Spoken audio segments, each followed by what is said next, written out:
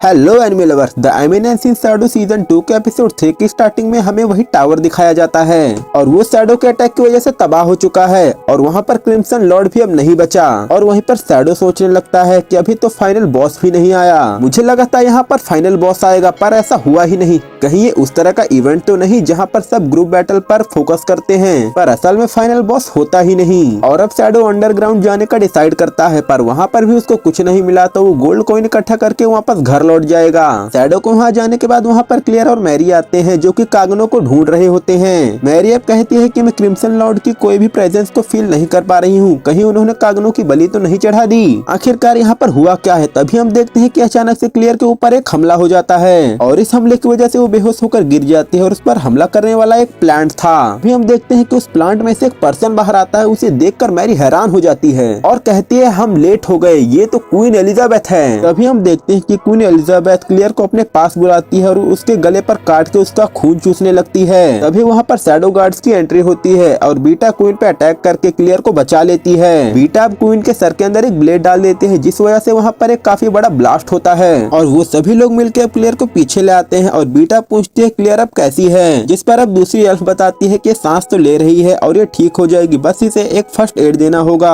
तो बीटा कहती है मैं समझ गई, लेकिन हमें नहीं लगता कि हम इसे रीड कर पाएंगे और अभी तक यहाँ पर लॉर्ड शैडो भी नहीं आए हैं। इसका मतलब वो किसी काम में बिजी हैं। इसका मतलब कि उनका ट्रस्ट हम पर है कि हम इस काम को कर सकते हैं। उनकी बहन मर रही है और हम उनकी बहन को नहीं मरने दे सकते और इसीलिए मैं अब इसको खत्म करूंगी। बीटा अब नंबर 664 को कहती है कि तुम क्लियर का ख्याल रखो और नंबर 665 और नंबर 666 तुम मुझे बैकअप दो। और तभी बीटा क्वीन पे अटैक करते हैं, लेकिन क्वीन उसके अटैक को काफी आसानी से डोज कर लेती है और वहीं पर वो बाकी एल्फ पर भी जाकर उन पे हमला करती है, लेकिन क्वीन अपने हाथों से ही उनके अटैक को रोक लेती है और ये सब उसके लिए काफी आसान था। वो सिर्फ उनके अटैक को ही नहीं उन दोनों को भी काफी आसानी से रोक लेती है और वो हिल भी नहीं पा रही थी। ये देखकर बीटा वहाँ पर जल्दी से आती है और उनके हाथ काट देती है और वो उन पर एक्सप्लोजन फेंक कर उनको जल्दी से हराने की कोशिश करती है और इसे देखकर मैरी कहते हैं कि मुझे नहीं लगता कि ये काम करेगा। मैं एडमिट करती हूँ कि तुम काफी पावरफुल होगे, लेकिन क्वीन को भी हराना आसान नहीं है क्योंकि वो शुरू से ही स्लो राइजर रही है उसके स्लो ब्लड प्रेशर की वजह से। इसके बाद हम देखते हैं कि क्वीन अब जग जाती है और लगातार उसकी मैजिकल एनर्जी बाहर आ रही थी।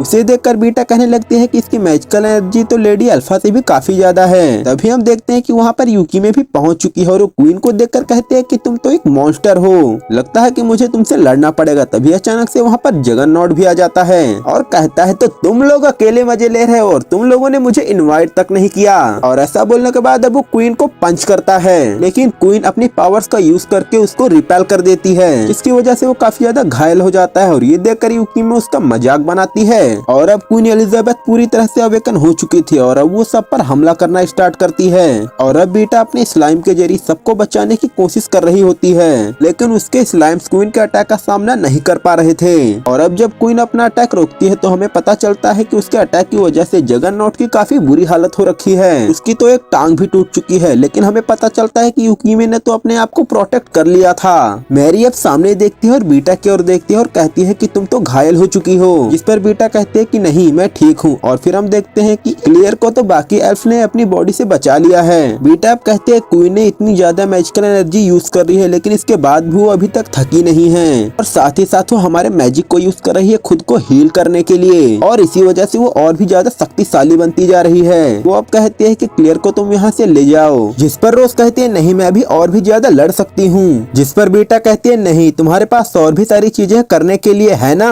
ये सुन के रोज सोच में पड़ जाती है और अब बीटा वापस से क्वीन पर हमला करने वाली होती है, लेकिन क्वीन अपने पावर का यूज करके बीटा का हाथ डैमेज कर देती है। बीटा अपना हाथ चेक करते हैं और उसे पता चलता है कि उसका हाथ तो पॉइजनस ब्लड में बदल रहा है और शैडो गार्ड में आने से पहले उसकी बॉडी ऐसी ही थी। और अब वो देखते हैं कि बाकी लोगों की भी कुछ ऐसी कंडीशन होते जा रही। ये देखकर वो हैरान हो जाती है और कहती है क्या ये तो डीमन के ब्लड्स को कंट्रोल कर रही है, आखिरकार ये लॉर्ड शैडो की ब्लेसिंग्स को कैसे खत्म कर सकती है। तभी हम देखते हैं क्लियर के ऊपर जो पॉइजनस फ्लैश होता है वो धीरे धीरे बढ़ने लगता है। बेटा उसको बचाने के लिए जाती है लेकिन अब काफी देर हो चुकी थी। तभी बहुत ज्यादा मैजिकल एनर्जी निकलने लगती है और अब जैसे ही क्लियर की आँख खुलती है वो देखती है कि वो तो बेड पर लेटी हुई थी। उसे जगह देखकर वहाँ पर बैठा एक आदमी कहता है तो तुम जग गई और एंजाइटी की वजह से तुम्हें पोजेशन की फीलिंग आ रही थी और तुम थोड़े दिन पहले ठीक हो चुकी हो और मुझे सब कुछ पता है और वो कोई और नहीं बल्कि अरोरा है। वो कहती है क्या मैं पूरी तरह से ठीक हो चुकी हूँ, मतलब पोसेशन जाग चुका है, वो कौन है जिसने ये किया है। जिस पर अरोरा कहती है कि वो ऐसी पर्सन है जिसको तुम पहले से ही काफी अच्छे से जानती हो। जिस पर क्लियर कहती है नहीं मैं उसको नहीं जानती। तो अरोरा कहती है कि अगर सिंपली बताऊं तो तुम अडॉप्ट कर रही हो, लेकिन तुमने अनफॉर्चुनेटली अपना कंट्रोल खो दिया है और काफी जल्दी तुम्हारी बॉडी रोटन फ्लैश में बदल जाएगी और इसीलिए मैं तुम्हारी मदद करना चाहती हूँ। पर क्लियर को तो उसकी बातों पे यकीन ही नहीं हो रहा था और वहाँ पर क्या चल रहा है उसको ये भी कुछ नहीं समझ आ रहा था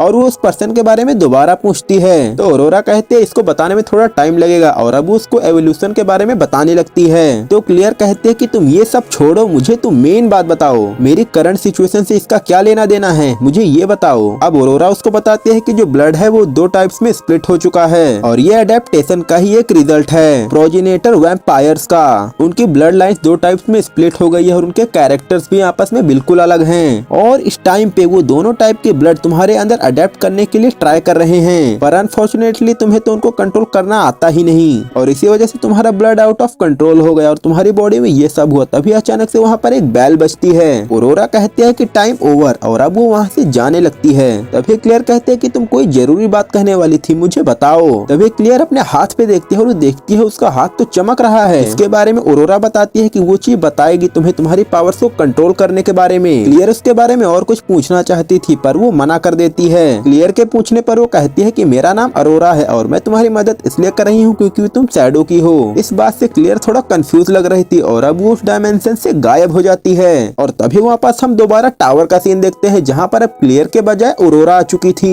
उसकी बॉडी के अंदर। ये देखकर बीटा कहती है तुम यहाँ पर कैसे आ गई और वो क्लियर के बारे में पूछती है। ओ तो तुम लुक की बात कर रही हो, ये तो बिल्कुल वैसा ही है जैसे तुमने और शैडो ने किया था और मुझे ये वाली बॉडी यूज करने की आदत है इसीलिए मैंने अपना फिजिक चेंज कर लिया। जिसके बाद अब वो क्वीन से पूछती है कि मुझे बताओ कि तुम कितना हैंडल कर सकती हो। फिर गुस्से में क्वीन उस पे हमला करती है पर वो कहती है माफ करना, मैं ओरिजिनल हूँ। और ऐसा बोलने के बाद वो उसके ब्लड के अटैक को रोक देती है और उसका अटैक उसी पर रिवर्स कर देती है और उसी के हमले से उसी को काट देती है। अरोरा अब कहती है कि ये काम तो मेरे लिए काफी आसान था, लेकिन क्वीन अभी तक हारी नहीं थी। वो दोबारा अरोरा के ऊपर हमला कर देती है। फिर उन दोनों की फाइट होने लगती है और उनकी खतरनाक फाइट देखकर तो युकी और जगन्नाथ भी हैरान थे, लेकिन अरोरा क्वीन पर भारी पड़ रही थी।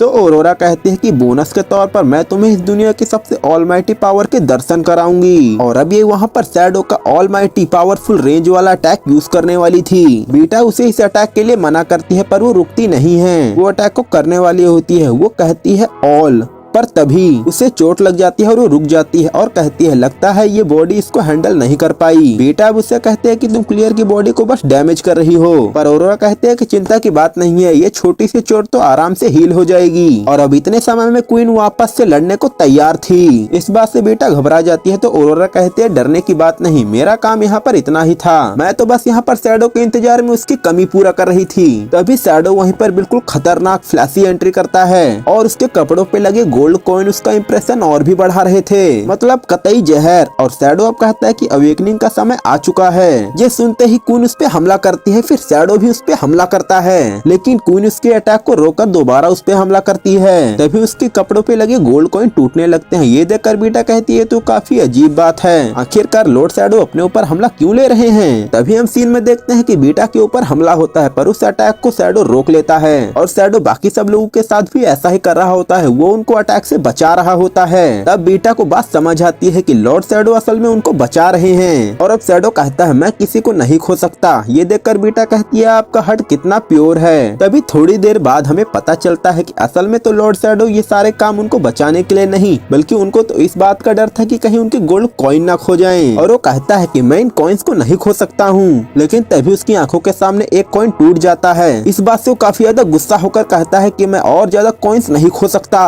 वो एकदम से क्वीन के पास पहुंच जाता है और अपनी तलवार निकालता है अटैक के लिए और अब क्वीन भी अपने वेपन को बाहर निकाल लेती है और फिर उनकी खतरनाक फाइट होती है। उन दोनों की फाइट इतनी तेज हो रही थी कि उनको देखना भी मुश्किल हो रहा था।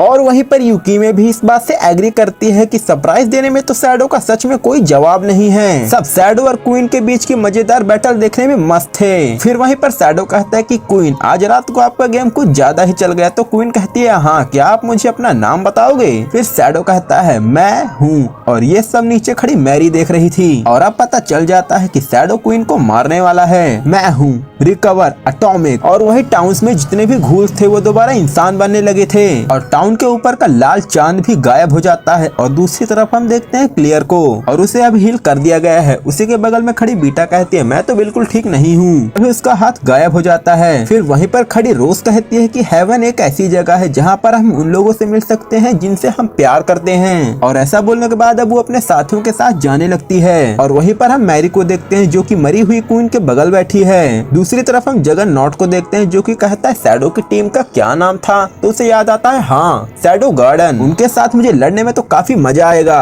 तभी हम कागनो के दोस्त को देखते हैं और वो इस बात से काफी दुखी है क्योंकि वो अपने उस वाले सपने को पूरा नहीं कर पाए। और वहीं पर हम उन लोगों को भी देखते हैं जो कि कहते हैं कि हमने अपना आर्मर और सोल खो दिया है। इसके बाद हम स्टेशन में देखते हैं जहाँ पर कागनो खाना खा रहा होता है और मैरी और क्लेयर एक दूसरे से गले मिल के अलविदा कह रही होती हैं। कागनो अब कहता है कि घूल्स, वैम्पायर्स, पोसेस इन सब के बस नाम अलग अलग हैं, लेकिन अंत में वो सब मैजिक ओवरलोड ही तो हैं। उन्हें तो क्योर किया जा सकता है पर उनके एफ्लिक्शंस को नहीं। और वहीं अब क्लेयर कहती है कि मेरा लेफ्ट आर्म टिंगलिंग कर रहा है और ये बात सच है कि मेरे पास स्पेशल पावर है। क्या मेरा ब्लड मुझे कहीं और ले जाना चाहता है? और अब वो सब कार्ट में बैठे हुए थे जिसके बाद कागनो कहता है बैंडेजेस, मैजिकल सर्कल्स और स्पेशल पावर्स ये सब मेरी बहन को सहन करना होगा और मैं इस सबको हटा तो नहीं सकता क्योंकि मैं ही नहीं सारे बच्चों को ऐसा ही करना पड़ता है। गलती से ही तो आदमी स्ट्रॉन्ग बनता है। फिर क्लियर कागनो से कहती है शायद मुझको तुमको ये बताना चाहिए। दरअसल मेरे लेफ्ट हैंड में कुछ स्पेशल पावर्स ने रूट बना लिया है और अब मुझे उन पावर्स की मिस्ट्री को सॉल्व करना है। तो कागनो उसे दिलासा दिलाता है और कहता है ये आपके लिए मुश्किल नहीं होगा, मैं हमेशा आपके साथ हूँ। इस बात से क्लियर काफी ज्यादा खुश होती है और वो उसका हाथ पकड़कर कहती है शुक्रिया।